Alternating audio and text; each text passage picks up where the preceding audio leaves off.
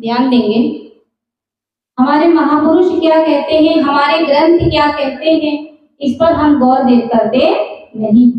शायद इसीलिए भगवान हमसे बहुत दूर है। ध्यान से सुनिएगा, क्योंकि बहुत ही सुंदर अवसर प्राप्त हुआ है, जिस अवसर को पाने के लिए देवताओं भी ललायत रहते हैं।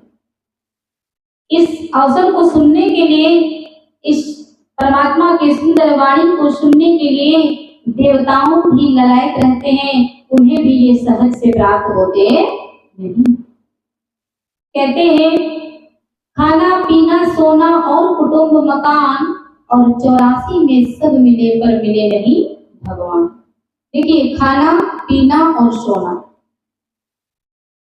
हम लोग जो खाते पीते सोते हैं इतना काम पशु भी करता है, नहीं करते?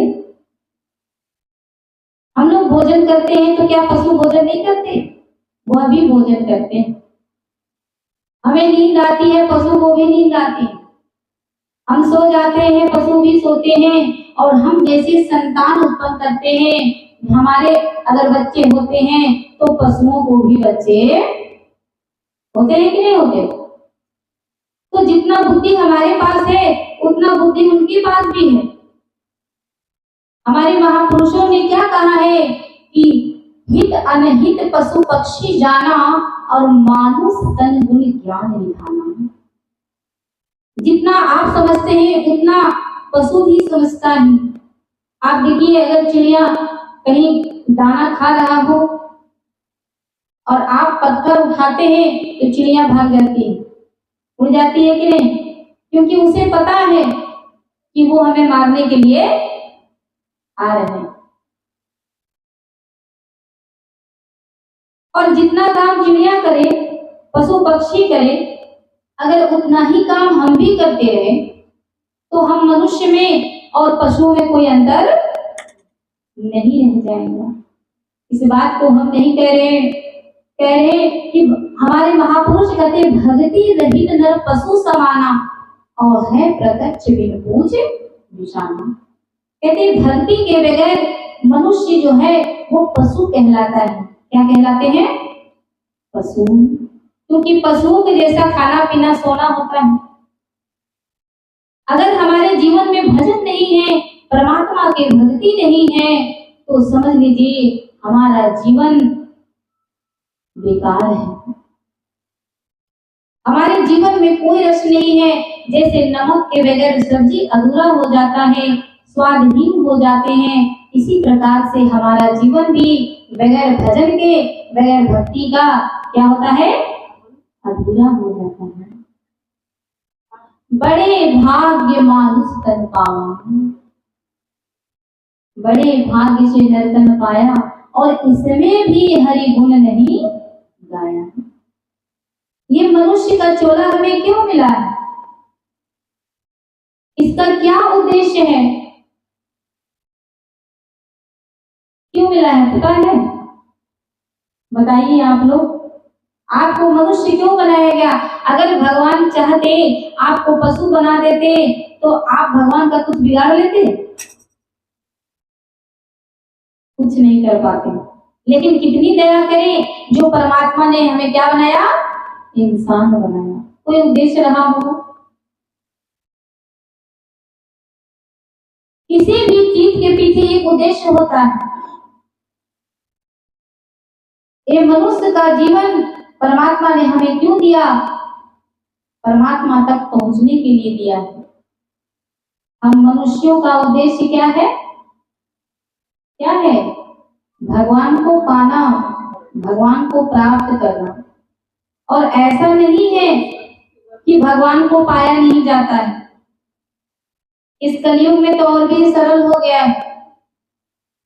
पहले लोग एड़ी चोटी एक कर देते थे, हजारों हजारों वर्ष तपस्या करते थे, उनके जो शरीर का मांस था ना, वो मांस गल करके गिर जाते थे, उनकी हड्डियों में दीमक लग जाते थे, लेकिन फिर भी भगवान नहीं मिलते थे।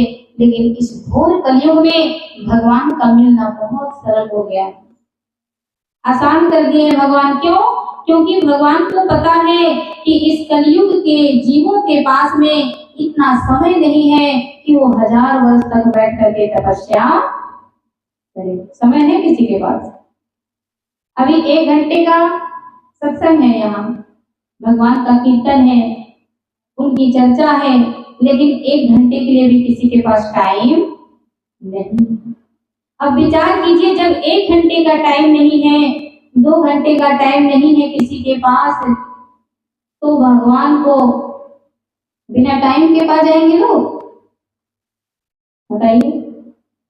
एक इंसान पेट के लिए, इस पेट के लिए 12 घंटे काम करते हैं, नहीं करते? 12 घंटे काम करते हैं तब जाकर ये पेट भरता है। और जितना जरूरी हमारे लिए भोजन है ना इस शरीर को चलाने के लिए, उतना ही ज्यादा जरूरी हमारे जीवन में क्या है? भजन है, इस आत्मा को बलवान बनाने के लिए।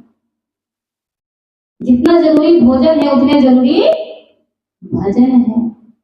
लेकिन भोजन में तो सभी होशियार हैं, किसी को कुछ समझाना नहीं पड़ता है, दिन रात एक कर देते हैं सब भोजन के लिए, लेकिन भजन के लिए कोई भी जीव प्रयास करता नहीं। अगर एक दिन भोजन ना करे, 2 दिन ना करे, तो शरीर का क्या हालत होता है? अगर नहीं पता चले तो 2 दिन ना करके देखिए, पता चल जाएगा शरीर की क्या दशा होती है बगैर भोजन की। ठीक इसी तरह से जब हम भजन नहीं करते हैं तो हमारी भी जो आत्मा है वो इतनी कमजोर पड़ जाती है, इतनी कमजोर पड़ जाती है कि मजबूती से खड़े होने का उनको शक्ति रहता नहीं। अगर कोई अड़ोसी पड़ोसी थोड़ा बहुत कुछ ताना मार देता है तो भैया जो भी थोड़ा बहुत पूजा पाठ करते हैं लोग वो भी बंद करके बैठ जाते हैं। पता है, आप दिन भर थोड़ा ज्यादा पूजा करके देख लीजिए, आपको कोई ना कोई दाना देने वाला जरूर मिल जाएगा। नहीं मिलेंगे? मिल जाएंगे। आपके घर ही के लोग कहेंगे और कोई काम नहीं है। सारा दिन अगरबत्ती दिखाने से क्या पेट भर जाएगा? क्या आरती उतारने से पेट भरेगा? काम चलेगा? बहुत कुछ बोलते हैं लोग, बोलते हैं कि नहीं? तो जितना जरूरी भोजन है उससे कई गुना ज्यादा जरूरी हमारे जीवन में भजन है। क्यों? क्योंकि मनुष्य का चोला एक बार दिया है, मौका दिया है आपको, भगवान बार बार नहीं देंगे। कबहू करी करुणा नर देही और देखते ईश बिनु भेद सरहि।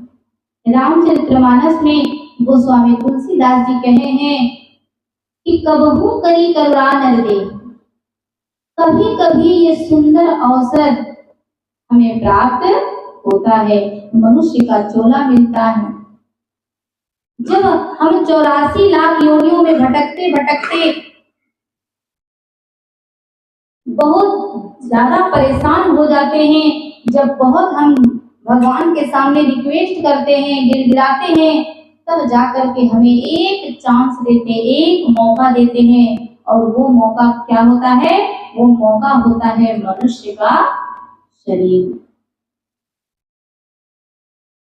एक चांस मिला है हमको, और अब की बार भी हम अगर भजन नहीं करेंगे तो कोई जरूरी नहीं है कि मनुष्य का ही चोला मिलेगा। कुछ भी बना सकते हैं, गधा, बकरी, भेड़, बैल, कुछ भी बना देंगे भगवान। क्यों? क्योंकि जैसा हम कर्म करेंगे उसी के अनुसार हमको जैसी मति होगी वैसे हमें गति होगी। अगर हम पशु की तरह जिएंगे तो पशु ही बनना पड़ेगा।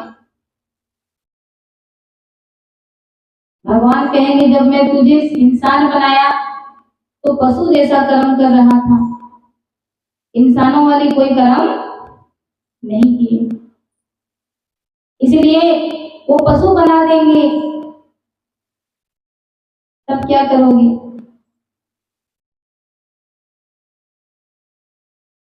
हमारे महापुरुष कहते हैं कि बिना सत्संग विवेक न होई और राम कृपा बिन सुलभ न सोई। देखिए, बिन सत्संग विवेक न हो, जब तक ये सत्संग नहीं मिलता है तब तक मनुष्य की विवेक की जागृति होती नहीं। और जब सत्संग मिल जाता है जीव का तो सोया हुआ भाग्य जाग जाता है। देखिए, इस कॉलोनी में बहुत सारे लोग हैं और बहुत सारे लोगों को आमंत्रित भी किया गया, सूचना दिया गया, लेकिन यहाँ पर आए कौन लोग? जिनके भाग्य में लिखा। कहते हैं पुंज पुंज बिन मिलहि न संता। जब तक पूर्व जन्म के पुण्य एकत्रित नहीं होते हैं तब तक हमें साधु संत का दर्शन भी होते नहीं। अगर किसी संत का दर्शन हो गया तो समझ लेना चाहिए कि हमारे भाग्य का उदय हो गया, क्योंकि ये बात हम नहीं कह रहे। रामायण में जिस समय राम जी वन में भटकते रहते हैं, उस समय जब भगवान श्री राम जी ने सप्त मुनियों को आते हुए देखा, बहुत सारे साधु संत ऋषि मुनि लोग जंगल में आ रहे थे। जैसे ही उन्होंने आते हुए देखा, कौन देखे? भगवान श्री राम जी। देखी राम मुनि आवत हर्ष दंडवत की और स्वागत पूछी पीठ पर प्रभु बैठन कह दी। भगवान श्री राम जी ने जैसे ही देखे साधु संत ऋषि मुनि को, हर्ष दंडवत की, बहुत खुशी हुआ मन में। क्यों खुशी हुआ? कि अब ये संत मिले हैं तो कुछ भगवान की चर्चा करेंगे, कुछ हमें सुनने को मिलेगा, जिसको सुन करके जीव भव सागर से पार उतर जाता है। और दंडवत प्रणाम किया। क्या किए? दंडवत प्रणाम। जब दंडवत प्रणाम करते हैं तो भगवान श्री राम जी और जितने भी सप्त ऋषि मुनि थे, उन लोगों को भगवान श्री राम जी ने बोलिए वृंदावन बिहारी लाल की जय, बोल साचे दरबार की। ध्यान से सुनिए क्योंकि थोड़ा समय है, और इसी अवसर को पाने के लिए देखिए भगवान श्री राम जी ने जब देखा साधु संतों को, क्योंकि इस संसार में हम जितना भी पाप करते हैं ना, उस पाप को धुलने का एक ही जगह है, एक ही स्थान है जहां पर हमारे पाप धुल जाते हैं। आए दिन दिन रात हमसे पाप होते रहते हैं, छोटे छोटे। होता है कि नहीं? ऐसा कोई व्यक्ति है जिससे पाप ना होता हो? हर व्यक्ति से पाप होता है, आपको पता भी चलता नहीं है, जाने में अनजाने में। मनुष्य 3 तरह से पाप करते हैं। कितने तरह से?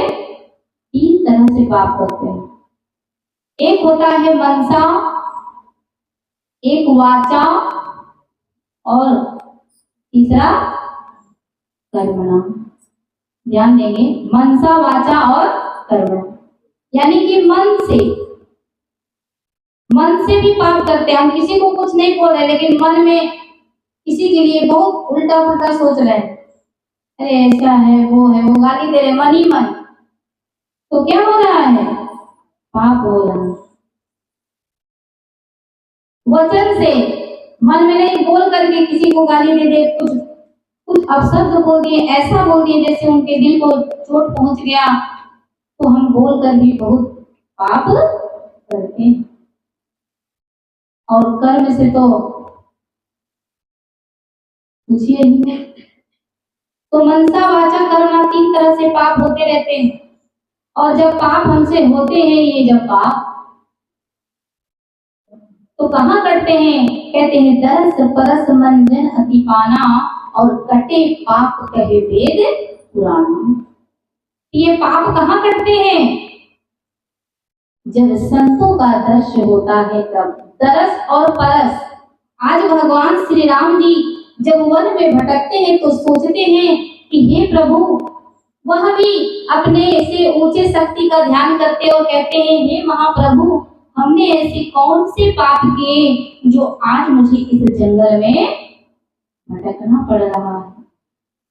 और जो ही देखे हैं सप्त ऋषि मुनियों को, साधु संतों को, सोचे अब हमारे पाप का क्या होगा, नाश हो जाएगा, क्योंकि दरस और परस दोनों मिलने वाला है। और जैसे ही उनके दर्शन किए, देखी राम मुनि आवत हर्ष दंडवत की, प्रणाम करते हैं उनके चरणों में। और भगवान श्री राम जी, अब देखिए जंगल में तो कोई सोफा वोफा लगा होता नहीं, कहीं कोई चटाई तो बिछा है नहीं, लेकिन भगवान श्री राम जी उन साधु संतों को बिठाने के लिए व्यवस्था सोचते हैं। क्यों? क्योंकि उनसे भी ऊंचा स्थान किनका होता है, संतों का होता है। ये काम स्वयं भगवान श्री राम जी कह करके हम मनुष्यों को ये संदेश देते हैं। भगवान श्री राम जी क्या करते, अब वहां तो कोई ऊंचा स्थान था नहीं, और लेकिन क्या करे, उन जंगलों में बहुत बड़े बड़े पत्थर पड़े हुए थे। क्या पड़े थे? पत्थर। और भगवान श्री राम जी उन पत्थरों को देखते हैं और सुंदर पत्थरों पर क्या करते हैं, अपनी जो धोती पहने होते हैं पीताम्बरी, उस पीताम्बरी को खोलकर उन पत्थरों पर क्या करते हैं, बिछा देते हैं, और उन पर सारे साधु संत महात्माओं को बिठाते हैं। और खुद भगवान श्री राम जी बैठे कहाँ बैठे, जोर से बोलिए तो, नीचे बैठे, नीचे, दोनों हाथ जोड़ लिए। और जानते हैं दोनों हाथ जोड़ करके भगवान श्री राम जी क्या कहते हैं, आज धन्य मैं सुनहु मुनीषा, तुम्हारे दर्श जाहि अधिकीषा। ये भगवान श्री राम की वाणी।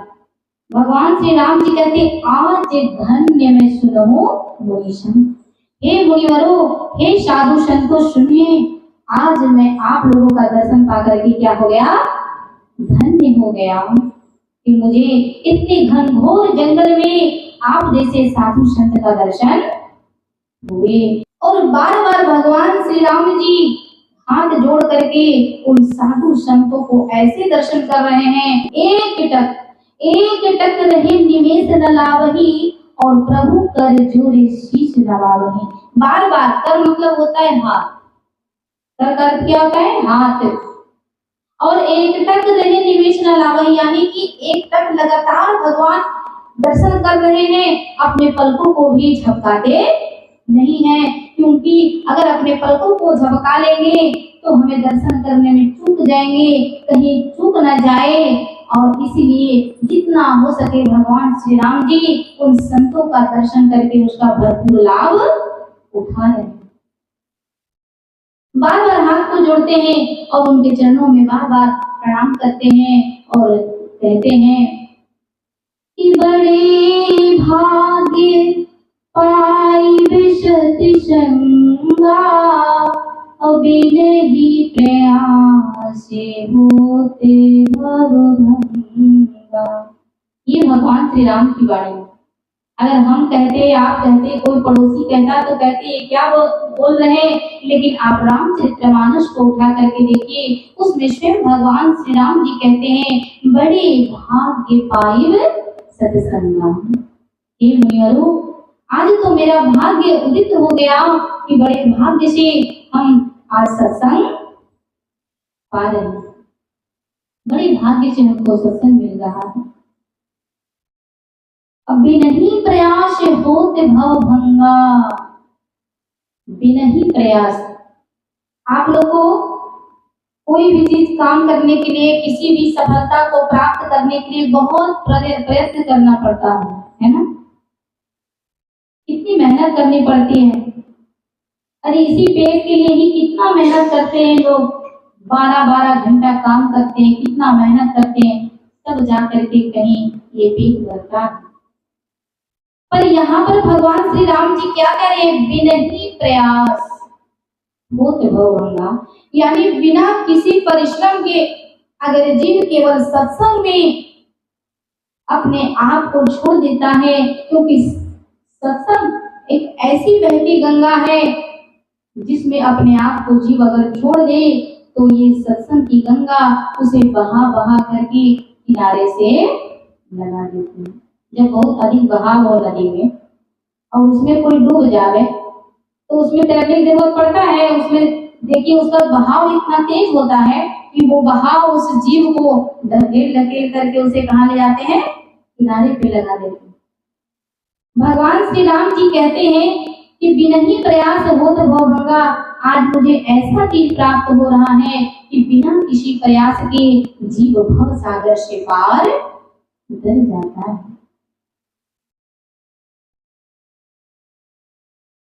और भगवान श्री राम जी उनके चरणों में बैठ करके बार बार हाथ जोड़ करके, आपको पता है कि भगवान श्री राम जी जो है वो नीचे क्यों बैठे और उनको ऊपर क्यों बैठाए?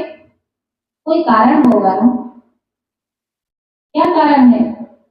क्यों बैठाए भगवान श्री राम जी पत्थर पे? क्यों? जंगल में कोई व्यवस्था था नहीं, चाहते तो नीचे बैठा दो, कहाँ से लाए सोफा, कहाँ से लाए कुर्सी, कहाँ से क्या करें? लेकिन भगवान श्री राम जी ने ऊपर ही क्यों बैठाए?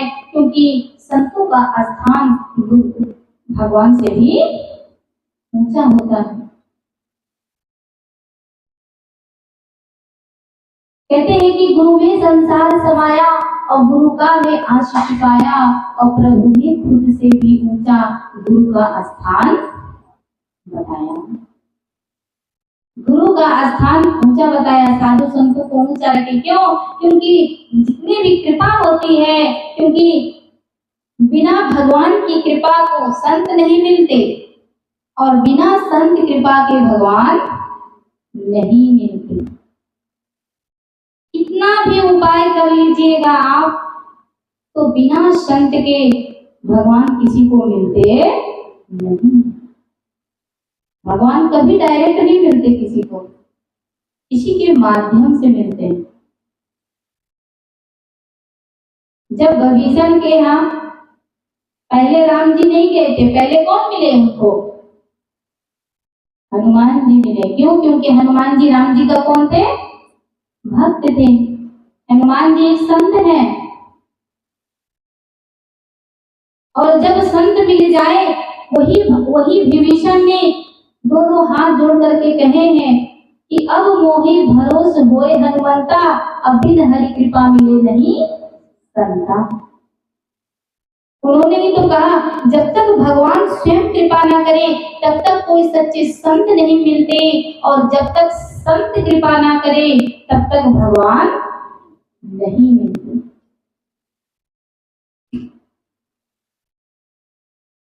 भगवान क्या कहते हैं? एक शर्त लगा दिए किसी को। भगवान श्री राम जी कहते हैं कि भक्ति स्वतंत्र सकल सुख खानी, पर बिन सत्संग न पावहि प्राणी। स्वतंत्र है भक्ति, सुखों की खान है,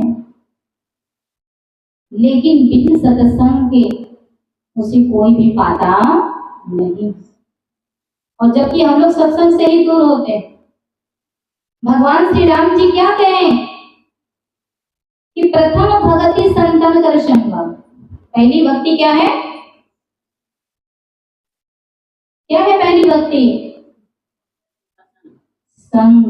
देखिए, हम जैसा करेंगे संग वैसा चढ़ेगा रंग। आप एक अच्छे से अच्छे व्यक्ति को एक शराबी के साथ रख दीजिए, अगर वो शराब ना पीने लगे तो कहें डेफिनेटली वो पीने लगेगा। अच्छा से अच्छा व्यक्ति भी शराबी के साथ अगर रख दिया जाए, उस दिन रहने लगेगा, तो वह भी शराब पीना शुरू कर देते हैं। क्यों?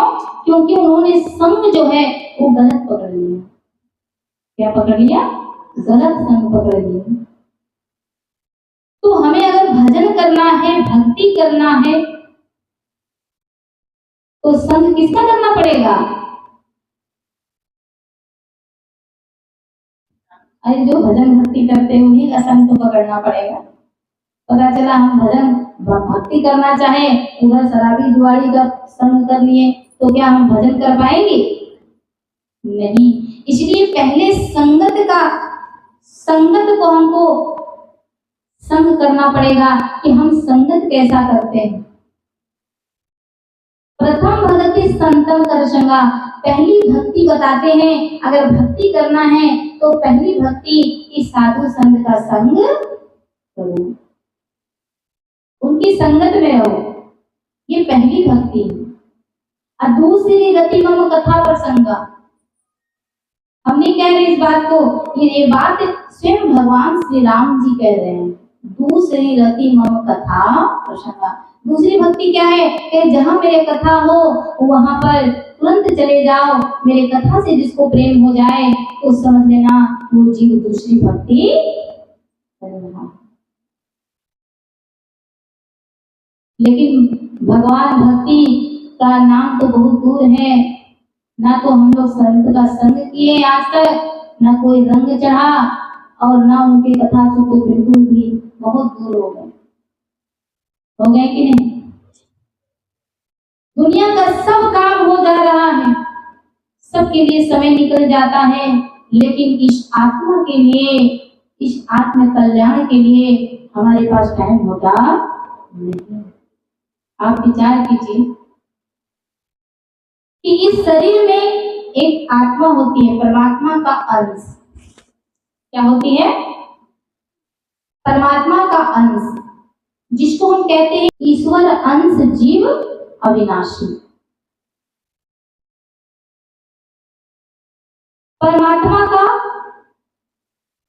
अंश है हम लोग। आप विचार कीजिए कि जब इस शरीर से और कौन सी शक्तियां हैं, जब वो शक्ति निकल जाती है तो हमारा हाथ पैर मुख आंख सब कुछ वही रहता है, लेकिन ये कुछ भी काम करता नहीं। जैसे ही हमारे शरीर से वो शक्तियां निकलती है, हमारा आंख वही होता है, लेकिन हम देख नहीं पाते। हमारा काम वही होता है, हम सुन नहीं पाते। हमारा हाथ वही होता है, हम उठा नहीं पाते। पैर वही होता है, हम चल नहीं पाते। कौन सी शक्तियां विद्यमान हैं? वैसे जब इस शरीर से प्राण निकल जाते हैं, निकलते हैं कि नहीं? इसको तो मानते हैं आप लोग। और जो आया है उसको भी जाना कि नहीं पड़ेगा।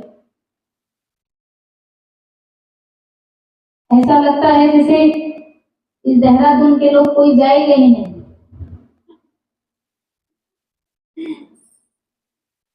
अरे सभी लोग जाएंगे, हम भी जाएंगे, आप भी जाएंगे, पर किसी का जाने का कोई समय पता नहीं है। कोई आगे जाएगा, कोई पीछे पर जाएगा, सभी लोग जाएंगे। तो जाने से पहले ये जीवन का सत्य है कि हमें जाना पड़ेगा, पर आप उसके बारे में सोचिए कि हमारे इस आत्मा की क्या गति होगी। क्यों? क्योंकि मरता कौन है? ये शरीर मरता है, आत्मा कभी मरती नहीं। वो अजर अमर अविनाशी है। कि आत्मा ठीक उसी प्रकार से जैसे हम एक वस्त्र को उतार कर नया वस्त्र धारण करते हैं, इसी प्रकार से ये शरीर, ये आत्मा भी एक शरीर को छोड़कर, एक शरीर को त्याग कर किसी नए शरीर को धारण करते हैं। लेकिन इसकी क्या गति होगी ये तो हम पर डिपेंड करता है। हमें एक मौका मिला है। बोलिए वृंदावन बिहारी लाल की जय, बोल साचे दरबार की।